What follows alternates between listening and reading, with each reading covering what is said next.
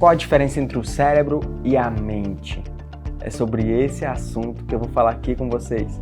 E eu fiz um vídeo nesse mesmo canal falando sobre a diferença entre o cérebro e um computador. Um vídeo bem interessante, está lá na playlist do meu canal. Já vou te convidar para se inscrever no canal, apertar no sininho para que todas as vezes que eu estiver ao vivo ou que aparecer algum vídeo novo, você vai ser um dos primeiros a ficar sabendo. Fechou? Vamos pro vídeo. Qual a diferença entre o cérebro e uma mente? O cérebro, ele é algo que é palpável, ele é material, ele é um órgão. Já a mente é o produto do funcionamento desse órgão. O cérebro, ele é matéria. A mente, ela é mais um fenômeno. Ela é mais o resultado dessa matéria, desse órgão em funcionamento. A gente começa a entrar aqui no campo da fenomenologia. Então é a experiência, é o experienciar, é o sentir, é o abstrair, é o sonhar, é algo que é impalpável, é algo que é abstrato. O cérebro é concreto, a mente é abstrata. O cérebro eu consigo colocar na minha mão, a mente não. O cérebro eu consigo delimitar, a mente não. E aqui eu começo a entrar num campo, que é o campo onde a gente começa a falar da psique. Mente e psique seriam basicamente sinônimos. E existem pensadores, filósofos, psicólogos que já tentaram mapear essa mente. Como assim, Márcio? Vamos lá. Olha só, o cérebro, a gente consegue mapear ele. O cérebro, ele é palpável, ele é concreto. Então eu consigo delimitá-lo, eu consigo dizer que aqui é o meu lobo frontal, aqui seria o meu lobo parietal, aqui o meu lobo occipital, aqui o meu lobo temporal. Ou seja, eu consigo delimitar fronteiras, eu consigo dizer até aqui é uma coisa, daqui para cá é outra, daqui para cá é outra. Isso aqui é mais fácil no cérebro porque ele é palpável. Agora, quando eu entro no campo da psique, da mente, eu entro no campo de abstração. E eu vou tentar aqui trazer para você ideias relacionadas com o mapa da mente. O cérebro eu consigo dizer, aqui é o lobo frontal. E a mente? O que é que tem nela? Existem estruturas? Existe. Nessa mente, quando eu começo a entender essas estruturas, isso me ajuda a entender comportamentos? Sim. Isso me ajuda a entender os fenômenos, a fenomenologia do comportamento? Sim. E eu vou trazer aqui para vocês a visão junguiana da alma, da mente, da psique. Márcio, por que você falou mente, alma e psique? Porque psique significa alma. Vem do grego, se eu não me engano. A mente, então, como tem essa pegada de abstração, a gente pode falar também de alma. A mente como sendo algo mais abstrato, algo que é intangível. Quando a gente começa a falar aqui do mapa da mente, eu já preciso te diferenciar aqui algumas estruturas. E a primeira coisa que eu quero que você diferencie é entre consciência e inconsciência. Márcio, isso existe mesmo? Essa história de consciente, inconsciente? Opa, se existe. Com toda certeza que existe. E olha só, se a gente for agora para o campo da neurociência, eu já posso te dizer o seguinte, que aqui está o cérebro. Essa parte aqui da frente é o meu lobo pré-frontal. Essa parte aqui é a parte mais relacionada com o raciocínio, a parte que pensa, é a parte que raciocina, que racionaliza. É como se essa parte aqui fosse a região que está relacionada com a consciência. Falando de uma maneira simples, a coisa é um pouquinho mais complexa do que isso, tá? É como se essa parte fosse a parte relacionada com a consciência. E todo esse maquinário aqui, todo esse maquinário neuronal que está aqui, é como se fosse já mais o meu inconsciente. Ou seja, tem coisas que não entram no meu campo da consciência. Eu vou te dar aqui um exemplo bem simples. Nesse momento, o meu coração está batendo. O meu coração está batendo e o que faz esse coração bater são neurônios. Existem neurônios lá no meu coração que eles geram pulsos elétricos e eles fazem todo o coração bater. Dependendo de como eu esteja, o meu coração ele pode estar no nível basal, ele pode bater mais rápido, ele pode bater mais lento. Tudo isso é controlado pelo meu cérebro, mas eu não preciso nem ter consciência disso. Isso acontece de forma inconsciente. Vou te dar aqui outro exemplo. Existem regiões do meu cérebro que estão monitorizando o nível de pH do meu sangue, o nível de gás carbônico do meu sangue, o nível de glicose do meu sangue, a temperatura do meu corpo, mas eu não preciso ter consciência disso.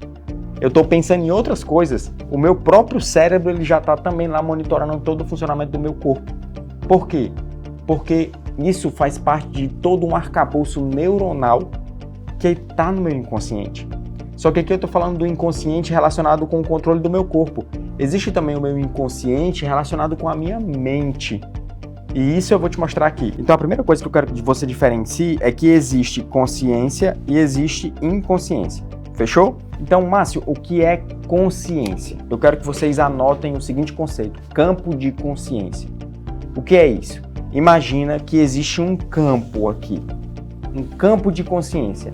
E tudo que entra nesse campo de consciência passa a ser conhecido. Por isso que o nome é consciência. Consciência de consciência. Percepção. Eu tenho conhecimento. Tudo que entra nesse campo de consciência, ele passa a ser conhecido. Tudo que não está nesse campo de consciência, não é conhecido. Então imagina só. Imagina que eu estou aqui, nesse quadrado.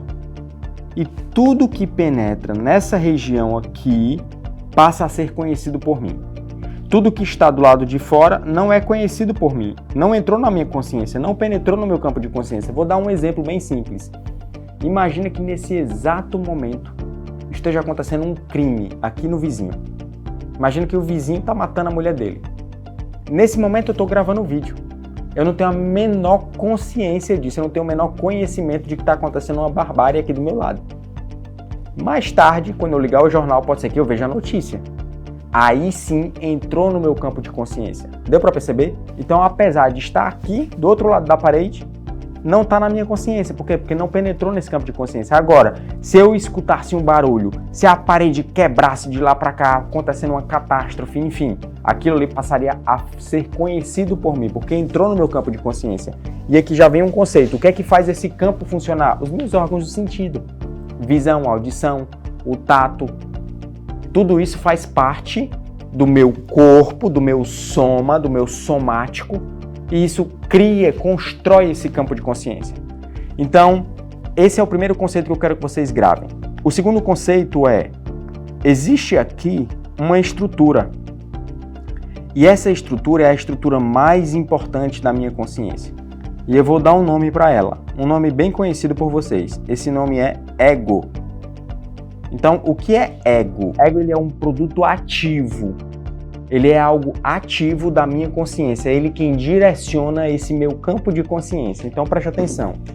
O que é que faz o meu campo de consciência funcionar? Os meus órgãos do sentido. Visão, audição, olfato, tato, todos os meus órgãos do sentido fazem um campo aparecer. Quem que direciona esse campo? O meu ego. Então, o meu ego, ele tem o que a gente chama de volição, ou seja, ele tem vontade. O meu ego, ele diz: vira a cabeça para a direita, vira a cabeça para a esquerda, olha para trás, pode ser que esteja acontecendo aqui alguma coisa aqui atrás. Ou seja, eu tenho uma vontade, eu tenho um desejo e eu consigo movimentar esse campo de consciência. Então, o meu ego, ele é o produto mais importante da minha consciência. E eu quero te dar aqui outro conceito. Tudo que penetra nesse campo de consciência vai ser conhecido pelo ego. Tudo, absolutamente tudo. Então eu tenho consciência, eu tenho inconsciência, eu tenho ego. As coisas que estão no meu inconsciente não são conhecidas pelo meu ego. Ou podem ter o potencial de ser conhecido a depender de aquilo estar nas profundezas da minha mente ou não. Mas eu não estou entendendo nada. Vamos lá. Imagina uma criança que sofreu um trauma, um abuso na infância. Aquele ego, naquele momento, ele estava percebendo tudo o que estava acontecendo.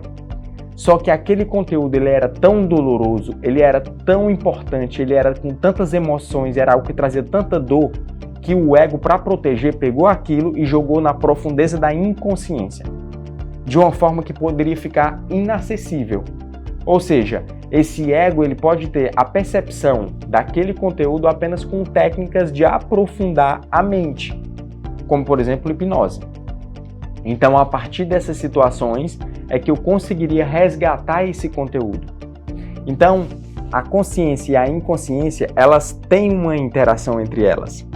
O conhecido e o não conhecido, mas que faz parte da minha mente, tem uma interação entre elas. E eu te digo mais, conteúdos do teu inconsciente, eles trazem características importantíssimas para o teu comportamento. Eles trazem características para a maneira como você age, para a maneira como você pensa. E eu já vou te dizer aqui 2 características importantes que estão no teu inconsciente, chamadas de programação do agir e programação do pensar. A programação do pensar é a maneira como tu enxerga a realidade, é a maneira como tu interpreta as coisas, é o teu modo de pensar, a maneira como tu tá caminhando na rua e tu interpreta as situações do dia a dia. Imagina uma pessoa que sofreu um acidente bem importante na época da adolescência dela. Imagina que esse acidente foi traumático. Imagina que esse acidente, o pai dela morreu nesse acidente. Então, se você estiver caminhando com ela na rua e acontece um acidente, para você pode olhar aquilo com um olhar de curiosidade. Caramba, deixa eu ver. Já para outra pessoa, é como se ela estivesse revivendo aquilo que ela vivenciou no passado e que foi extremamente doloroso. Ou seja, a programação do pensar, a sua e a dela são completamente diferentes. A sua forma de interpretar os fatos são completamente diferentes. A sua forma de agir diante das situações são completamente diferentes. E tudo isso está onde? Tudo isso está na tua mente. Por que eu digo que isso está no inconsciente? Porque você não tem uma facilidade, você não tem uma agilidade para perceber essas lentes que fazem você interpretar o mundo dessa forma. Imagina que essas 2 pessoas, você e o seu amigo, estivessem presenciando esse acidente e o teu amigo passou por um acidente grave na época da adolescência e o pai dele morreu nesse acidente. Imagina essa cena. Na hora ali, você pode estar com um olhar de curiosidade, querendo ver o que está acontecendo, e o teu amigo ele pode começar a passar mal. Ele pode começar a ficar angustiado, ele pode começar a reviver tudo aquilo que aconteceu no passado, ele pode começar a se tremer, ele pode desmaiar. E quando você pergunta, poxa, por que você está passando mal? Ele pode dizer, eu não sei, eu simplesmente não estou me sentindo bem. Ou seja, um conteúdo da inconsciência acabou governando o comportamento dele, tomou posse dele, fez com que ele desmaiasse, ou que ele ficasse tremendo, ou que ele ficasse angustiado. E quando você pergunta, por que você está sentindo assim? Talvez ele nem tenha consciência. Ele diz, cara, eu não sei, eu só não estou me sentindo bem. Por quê? Porque está no inconsciente. Agora, esse inconsciente ele pode ser acessível. Em sessões de avaliação do comportamento, como por exemplo em terapias, é possível fazer com que essa pessoa ela tenha um entendimento. Como eu vivenciei aquilo na adolescência, aquilo ali me deixou um trauma, me deixou uma marca, então foi por isso que eu agi daquela maneira quando eu estava com você na rua. Depois ele pode ter o que a gente chama de ganho de consciência. Toda mudança de comportamento passa pelo ganho de consciência. Esse é o primeiro degrau, é o primeiro step para que você tenha uma mudança e uma transformação no teu comportamento. Sabe por quê? Porque não tem como eu mudar aquilo que não é conhecido. E a minha consciência é o quê? Conhecido. Para eu mudar, eu preciso ir para o primeiro step da mudança, que é ganho e clarificação de consciência. Fechou?